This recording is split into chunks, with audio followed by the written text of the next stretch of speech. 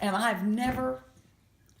All right, wait. You start over. You got to Lake Turkana. Well, on the way to Lake Turkana, before we quite got there, we drove over lava rock for miles and miles and miles on lava rock.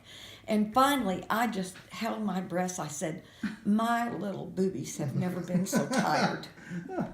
And the driver kind of, everybody else laughed. I don't know what he thought. But anyway, we get there. We were going to what we had been told was a camp run by a white South African. And there was a native village just right there near the camp on the lake.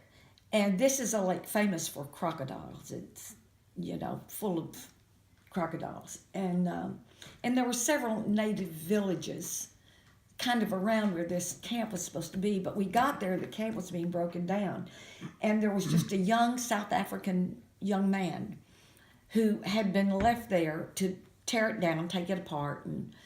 But he put tents back up for us, sleeping tents. And then there was still a major big tented area where they cooked and served people meals if people came there to visit. But there was nobody there, nobody left, but just the natives in the two very, very rough villages. You couldn't call it a town.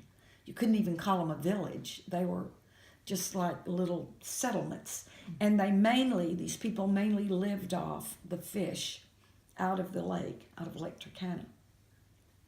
But so we got there, and we were staying there. It was desperately hot, horribly hot.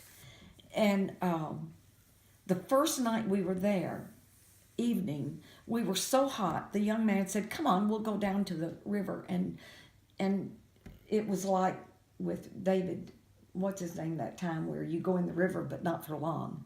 Well, you go in the lake and take a swim, but not for long. You get out pretty quick. And so that's what we did, and we were walking back up, and the young man was by me, and he puts his arm out, and he pushes me back.